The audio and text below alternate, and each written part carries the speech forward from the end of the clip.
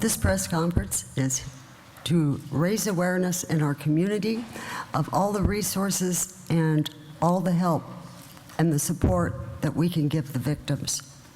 The Mayor, Greg Stanton, sends his regrets. He couldn't be here this morning, but I will tell you he is 100% behind our efforts. And so I got the pleasure of being the representative for the city of Phoenix today. In our city, we have done so much to address this issue. We recognize how prevalent it is in our community, but we know that by working together, we work against the violence of domestic violence, we can change it. I think I was very impressed by the signs I saw. By standing by her, we can make a difference. During my 12 years on the Phoenix Council, I have personally seen so many tragedies caused by domestic violence. But I'm very proud of the city's actions to make this a top priority this year. The Phoenix City Council invited more than 60 community leaders to help us develop a bold and comprehensive plan to ensure our community does everything we can to ensure we have the methodology to stop domestic violence.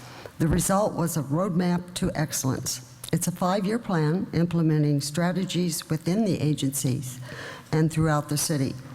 One of our first strategies is currently underway. In case you haven't noticed, it is now October, Paint Phoenix Purple Month. So we encourage everyone to wear purple, light your house with purple, and if you looked at City Hall at night, you will see the crown on top is lit purple. We are in the midst of implementing our first-year strategy to create a more awareness of all the resources available. And I'm very pleased we are involved in the regional efforts to end domestic violence. Our police department, prosecutor's office, and family advocacy center are actively engaged in the work of the MAG Regional Domestic Violence Council. I want to thank the Governor's Office for Children, Youth, and Families. The Protocol Evaluation Project is making it easier to connect victims with the help they need. Tools were developed to help inform victims where help is available. With these resources, all of us here today can move from bystanders to standing by her. Before we hear more about these efforts, I want to take a moment to thank the partners who made today's press conference possible. Again, we thank the Governor's Office for the support of the Protocol Evaluation Project. Thanks to the Arizona State University's Walter Cronkite School of Journalism and Mass Communications for providing this beautiful space. And thanks to the Arizona Coalition Against Domestic Violence for connecting us with Celeste, the survivor, who's going to speak a little bit later in the program. And I really want to thank the O'Connor House for helping develop innovative resources for connecting victims with the help they need. Thank you, all of you. As a community and a region, we must set the bar high. We must be an example of what is possible when dedicated people from different sectors of our community work with a common goal, the goal of ending domestic violence. We can do this in every town and every city, in every school, every university, and every community block watch. Big or small, if we work on it together, we will change it. Imagine the strength we have in a region when we combine all of our efforts, and we have a lot of people involved in this, in keeping our victims safe and holding the abusers accountable. And here to speak on the region's work in addressing domestic violence is the town of Youngtown's Mayor, Michael LaVault, who serves as Vice Chair of the MAG Regional Council. Please help me welcome Mayor LaVault.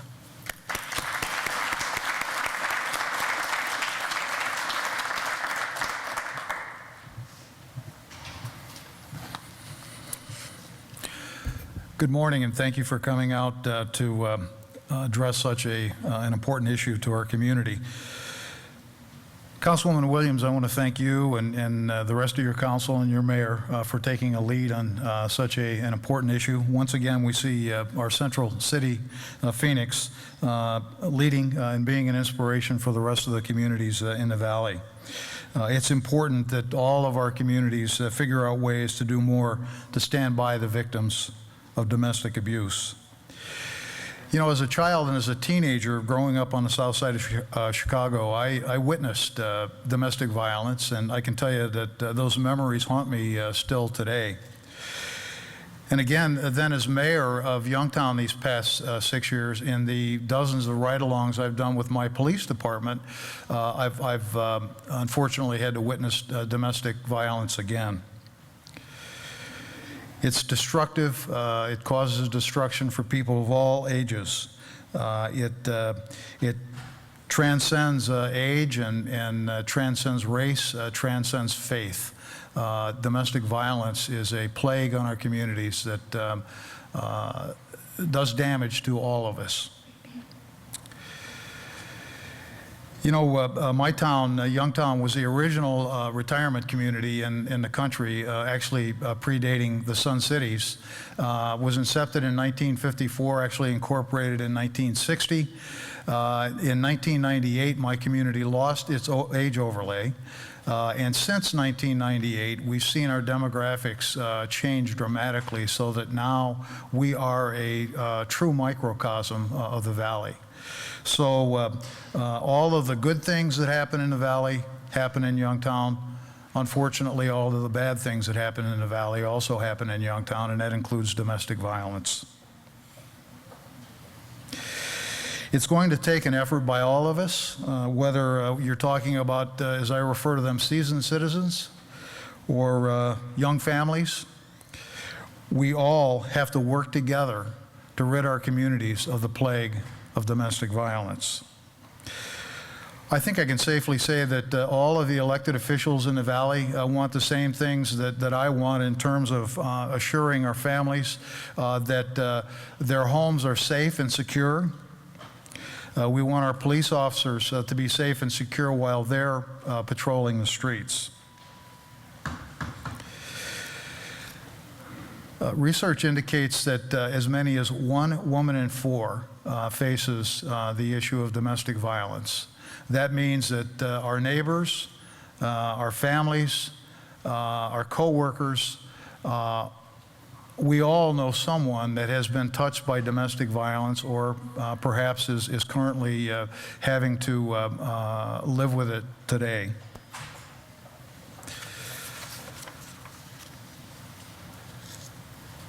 Domestic violence threatens not only our safety, but places a tremendous burden on city resources. In many communities, domestic violence calls are the most prevalent police calls that the police departments receive.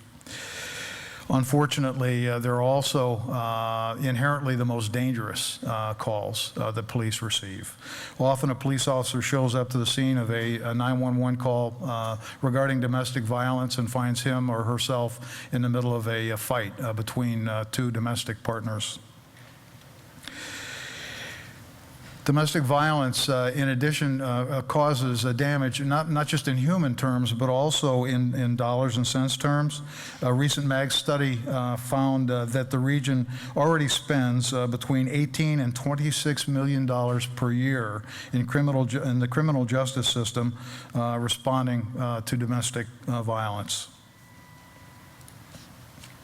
It's time that we change that.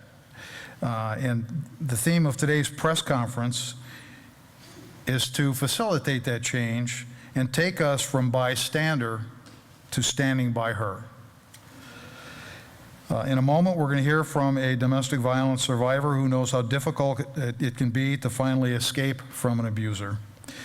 It often is extremely difficult for family and friends who have helped a loved one get out of an abusive situation see her return to the abuser, thus continuing the cycle of domestic abuse. On average, it can take up to 7 times for a victim to ultimately leave an abuser. I hope that we can hear and take to heart Celeste's message, that being that we need to support the victim and recognize the complexities of domestic violence and to stand by her at all times for as long as she needs us. At MAG, through our Regional Domestic Violence Council, we're working hard to develop tools to make it easier for victims to find themselves and to be able to leave the situation and find safety sooner. I know later we're going to hear from Chairwoman Barbara Marshall, and then I think I also saw Vice Chairman Steve Campbell, Chief of Police of City of El Mirage. I thought I saw him in the back of the room earlier. There he is, sitting along the wall. I'm encouraged by the great work that this committee is doing. We're going to hear more about the available resources that have been put together following our next speaker. But I want to reiterate, coordination is the key. We're committed to working together as a region to respond to domestic violence in the most effective manner possible. But for now, let us hear from someone who knows firsthand the devastation caused by domestic violence. Celeste Plumley describes herself as a mother, a social worker, a local activist, and a survivor of domestic violence. Today, she's graciously and courageously agreed to step forward and share her journey with us. Please help me welcome Celeste Plumley.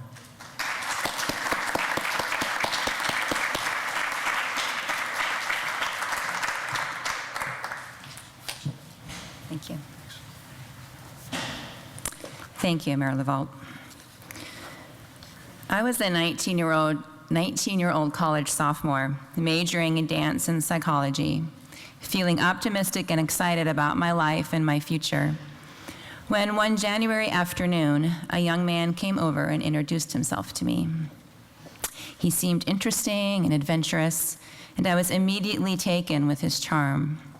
I had no idea that he would soon manipulate, control, smother, and transform me into a shell of the person I had known myself to be. I spent 9 years living with him, and we did nearly everything together. When I left him, my son was 4, and I was 4 months pregnant with my daughter.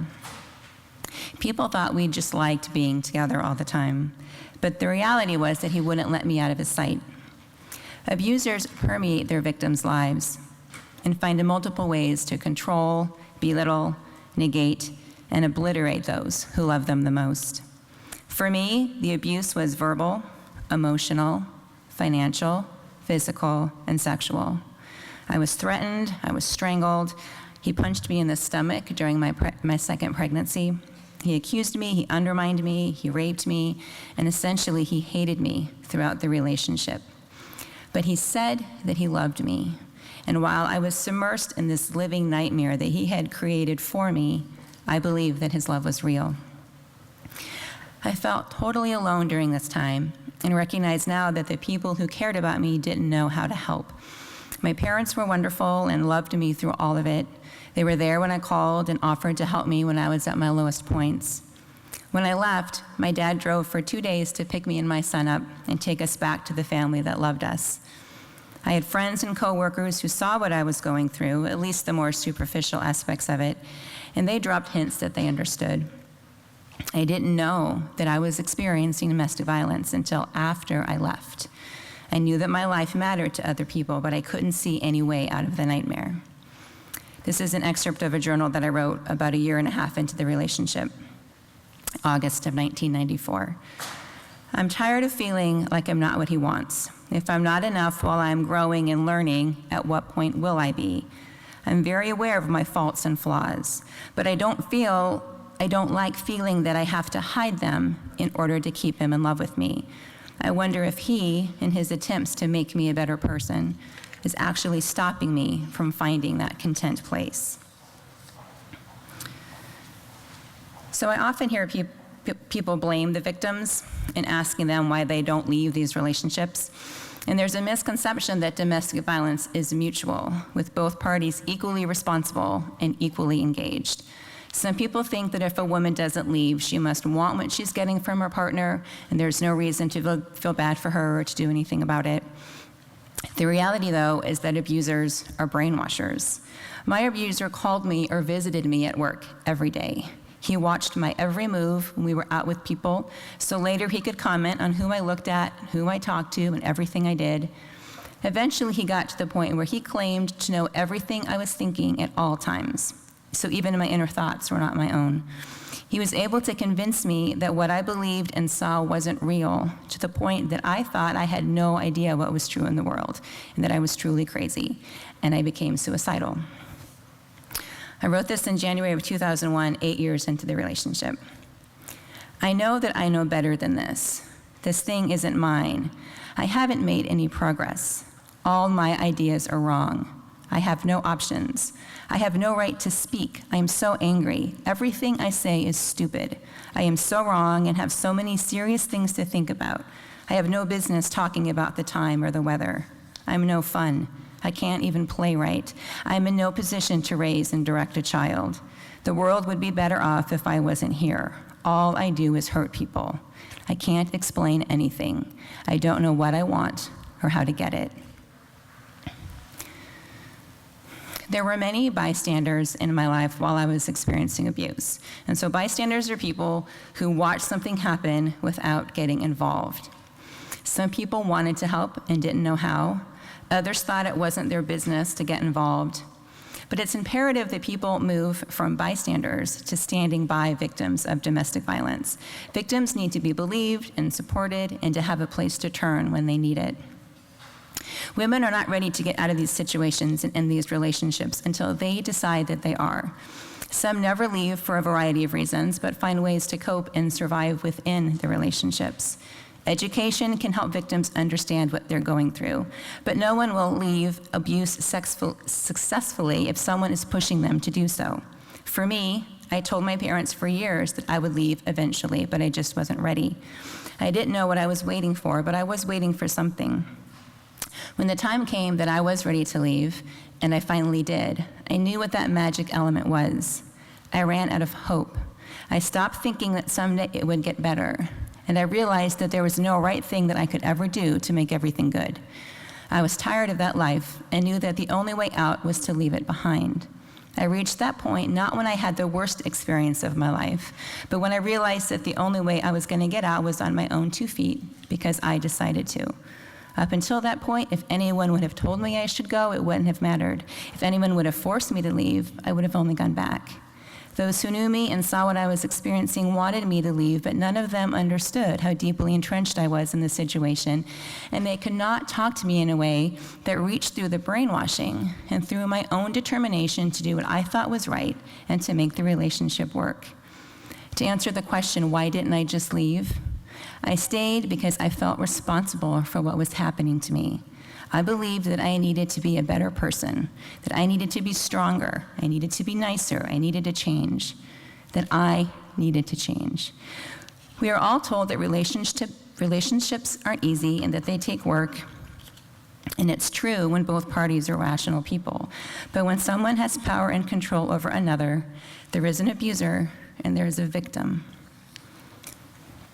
I wrote this in September 2002, about a year after I left the relationship. So where does your nightmare end and my life begin? How much of this madness is you in there? It was so easy for you to keep me pinned down by my sense of responsibility, my awareness, my doubt. Where would I be if I hadn't followed you down there? So much that I knew slipped through my fingers, pinned like an Amazon butterfly in a display case. A needle delicately placed at each necessary juncture, ironically, as if to keep it from flying away. It's been said that a woman will leave and go back to an abuser an average of 7 to 9 times before leaving for good. Trying to help a woman on one of those first times can be exhausting and disheartening. To see her get out and know that she's better off, and to see her go back again can be devastating. If you see her leave and go back and then she calls you later to say that she's unhappy, please find a way to still be there for her. It can be a painful and difficult thing to understand, but ultimatums won't work. Threatening to take her kids away or call the police will not work. Those things will only lead her to not trust you. Be there for her so she can cry and yell and get out all of her confused and painful feelings. And be patient, because then she'll have you to turn to when she is ready to go. Point her to resources. There are many available through the Maricopa Association of Governments, through the Arizona Coalition Against Domestic Violence. There are many local and national programs. Let her know that she has an ally in you, and let her make her own decisions about what she's going to do. Please don't judge a woman for being where she is. I'm certain that only people who have been in abusive relationships can fully understand what it's like. I found so much power in the relationships I have with other survivors because I don't have to explain what's happened to me to know that they get it. Encouraging domestic violence victims to talk to each other can do a world of good. The common ground that we share is very powerful. For anyone who is experiencing domestic violence, please know that there is a vast community of people who have come through it and who are on the other side of this horrific experience, whether you leave the relationship or find a way to make yourself more safe while you stay. I used to live in a small town, and I'd walk my dog every night, often for hours, as a way to ensure that when I got home, my abuser would be asleep. And then I would have some peace and I could go to sleep for the night.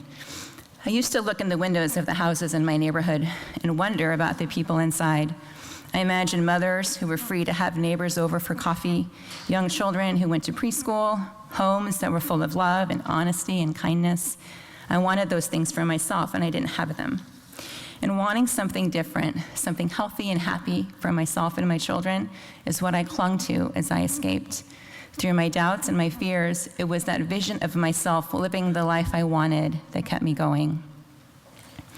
I wrote this in March 2007. I am a survivor. There are many things in the world to survive, many ways to be a survivor. I identify most as being a survivor of domestic abuse.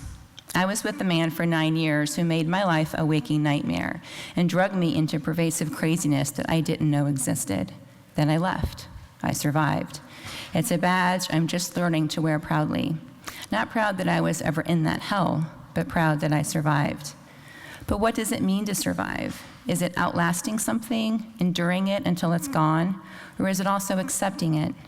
Accepting the most difficult things we face as being real and honest and even inescapable. Maybe we have to face it and know it in order to survive it. We have to live it and embrace it and look it in the eye to truly have survived anything. Maybe we have to overcome it. For years after ending my abusive relationship, it took me a long time to really embrace the role of survivor. I knew that I lived through it and that it was over, but I was still being swallowed by it years later, and I wasn't really out. Maybe I hadn't really survived yet. The shame of having to admit to someone, even just one-on-one, what one has been through in an abusive relationship can be terrifying and humiliating. There's no easy fix for women who have been brutalized. Our fundamental identities are shifted by what we've been through, and very often, probably always, we don't see what those shifts are for a long time, if we ever do. Please remember that the human spirit is powerful and resilient beyond all measure. Believe in the women that you help. Let them know that you believe in them, and honor their journeys. Thank you so much for listening to me this morning. I would like to ask you to join me in welcoming Barbara Marshall, who is the chair of the Maricopa Association of Governments Regional Domestic Violence Council. Thank you.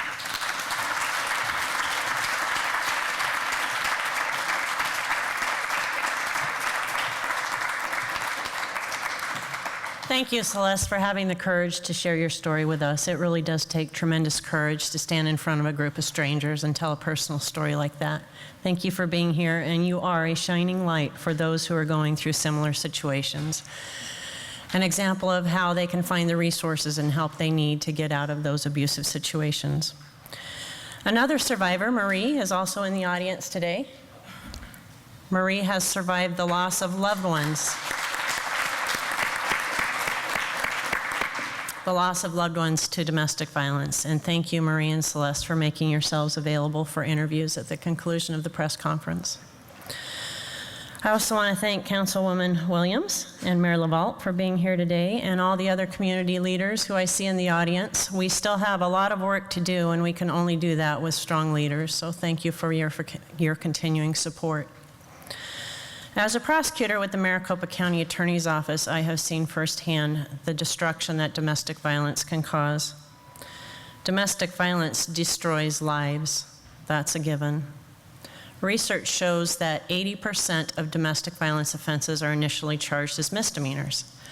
This gives us the opportunity in at least 80% of the cases being handled by the system to intervene sooner, to intervene before felonies are committed and serious injuries are caused or lives are lost. We can connect victims to help sooner. This is part of the work being done by the MAG Protocol Evaluation Project with support from the Governor's Office and our various community partners. The Protocol Evaluation Project is a regional model that MAG has developed based on national best practices in arresting and prosecuting domestic violence offenders. It is truly making a difference in how law enforcement, prosecutors, and the courts respond to domestic violence. Today, 95% of law enforcement agencies across the region are using this model. Our work is resulting in a more consistent response when victims call for help. Through the assistance of our many community partners, the Protocol Evaluation Project has led to innovative means of connecting victims with the resources they need. In collaboration with the Arizona Coalition Against Domestic Violence, I know Allie's out there somewhere, and the O'Connor House, an interactive web map is now available to guide victims and their supporters to victim advocates and other resources.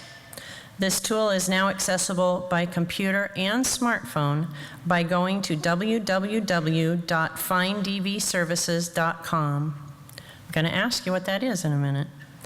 Plans are underway to expand the map into a nationwide web application. Our goal is to make it as easy as possible for all of us to stand by her by providing fingertip access to information and services.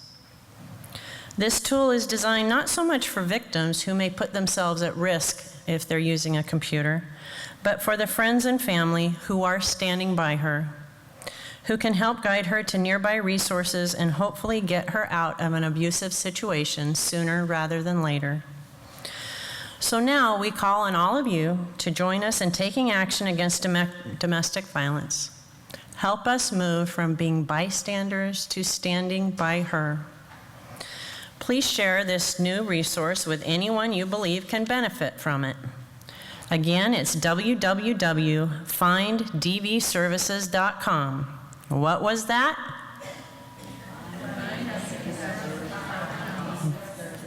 Very good. I expect you all to share that with at least one person today who's not here. So a huge thanks to everyone who made today's event possible, especially to Celeste for sharing her story and her journal entries. As you can tell just by those she quoted, she's a very eloquent writer and truly reflects what I believe most DV victims are thinking and feeling when they're going through that kind of experience. Thank you to our Domestic Violence Awareness Month partners, the Governor's Office for Children, Youth, and Family, ASU's Walter Cronkite School for providing this beautiful venue, the Arizona Coalition Against Domestic Violence, and the O'Connor House. And thanks to all of you for being here today. By your presence here today, you're showing us that you truly are working to combat this terrible issue of domestic violence that is pervasive in our community. So thank you for fighting the fight and for standing by her, and have a great day, everyone.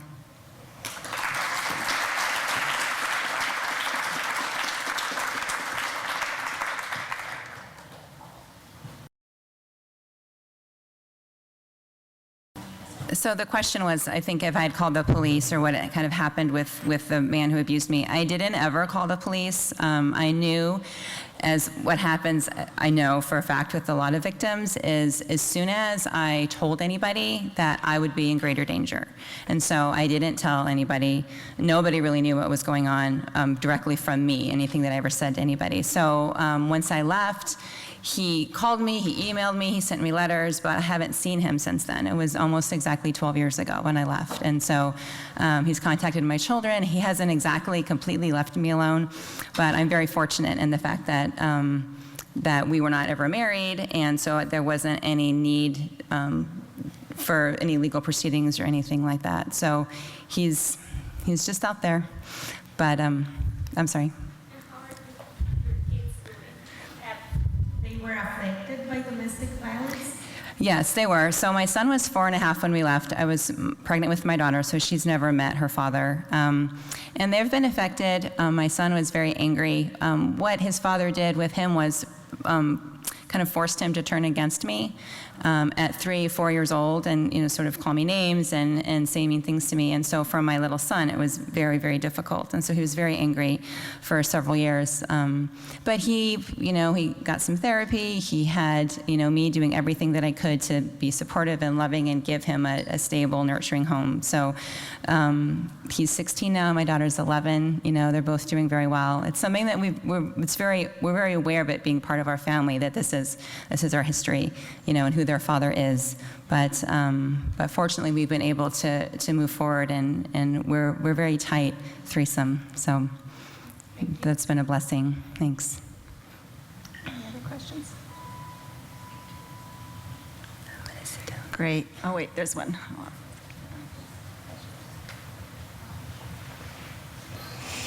I'm wondering how that experience has affected your desire or openness for other relationships. So, because it happened 12 years ago, I've had several relationships since then. It's something that I find that I am very intolerant of anything that in any way sort of ruffles me. It's a very personal question, so I'm trying to think, how can I answer it honestly, and I want everybody to know everything about me. But I think, honestly, I think there's a good chance that I will be single for the rest of my life, because I might not ever be able to in any way feel like I'm giving up any part of myself in order to be with somebody else. I think because I had to give up everything that I was to be with somebody, I don't have any interest in even a little bit of giving that, So, I haven't had any other abusive relationships since then, but I do find that I have my own, I don't know how to say it. I mean, I think it's healthy. I think it's fine. I don't regret that I feel this way, but I think it's interesting that I think it's because I just really wanted to be dead for several years, that now that I don't feel that way anymore, I can't let anything kind of, even for a second, make me think that maybe I'm giving a piece of myself over to somebody else, that I just want to keep it. Does that make sense? Okay. Anyone else? I don't know if these questions are for me or not. I'll just stay here. Hello, how are you? Question is, do you have any concern or fear that he's going to come back 12 years later? Are you in different states? I guess I'm concerned about it in a way. I had very severe PTSD for a long time until I got some really good therapy that helped me get through that. So I don't live in fear of him anymore. But I still have dreams, that he shows up at my door, that I'm finding myself in a situation where I have to really confront him. But I think I see through him enough now into how his scariness is a facade, and that I feel like I can, I feel pretty much okay, and in doing this today, for example, you know what I mean? And it's my real name, and it's really me, and so I'm not hiding from that. But it'll probably always be a concern, or if I will, in that moment of being face to face with him, will I return to who I was when I was with him, or will I be able to be stronger than that? And I think I'll be fine, but it is something that's still, it's still back there. I still carry it with me. Okay.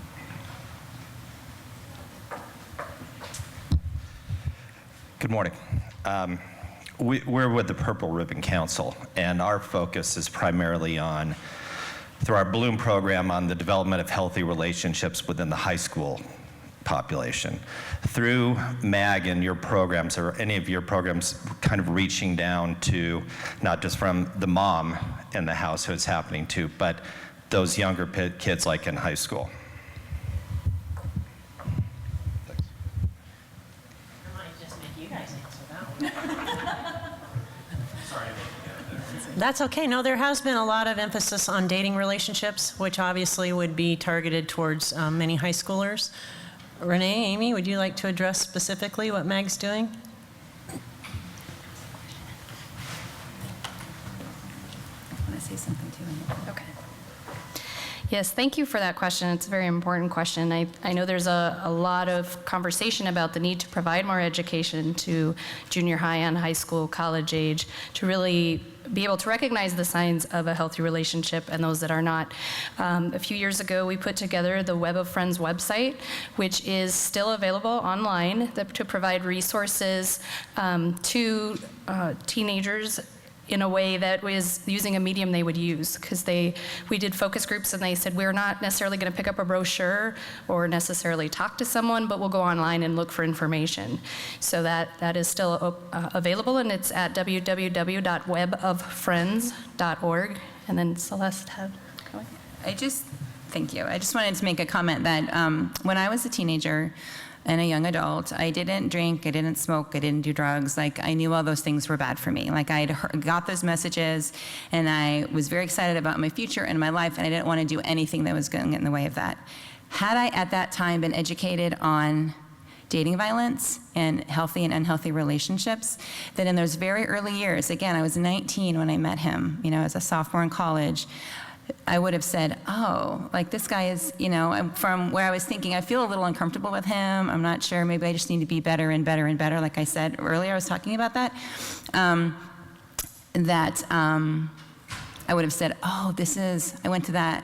They told me about this in that class. This is exactly that kind of stuff that they said to stay away from. And I would have left. I know myself. Had I been told, it would have made a huge difference to me. So I'm a big, huge advocate for those kind of programs, elementary, junior high, high school, college students, of course for all ages, but the younger the better, to help them understand what healthy relationships are, because I know for a fact that it would have given me the tools I needed to get out sooner. So. Celeste, a couple of questions. Just curious, in the 12 years, what has happened to your ex-boyfriend? Has he gotten married? Has he gotten into other relationships? And are there any trouble that you've heard of with that? I don't know. I mean, I'm not in touch with him. I don't know. I did get a call a couple years after I left from a woman who, through an internet search, found my name and contacted me at work to ask me about him, which was interesting. And I thought he was behind it, but it turns out that she was, wondering about him. And so, I mean, there was that, but I don't know. That was, 10 years ago now. So I don't know what he's doing, but I can't, I don't know. I'll just leave it at that. And I know you addressed this in your written statement, but talk to me off the cuff. What's your advice to women who might be in this situation? I think, first of all, if anybody thinks maybe they are, that it's definitely worth looking into. If something doesn't feel right, it probably isn't in some way, and that it's worth definitely, like I said, I didn't know that this was abuse until after it was over, because I didn't look into it. I didn't have those resources. They weren't given to me either, So I think that's important. And then also to find allies and to look into the different programs and see where there is help. There's a message that, you have to, you leave, and that's the only way you can get help is to be gone. And there are ways you can get help, even while in the relationship, to help safety plan, figure out if you want to leave, how you're going to leave, and how to do it safely. So I think it's really important that victims understand that they're victims, that they're not responsible for what is happening to them, that it is happening to them. And then to find those resources around them, somebody they can trust, where they can start to see what options that they have. And every woman's gonna want something different, it's not a cookie cutter kind of solution. But getting that conversation started, even just sort of wondering, is this abuse? I'm not sure, can really help somebody to understand what it is that they're experiencing.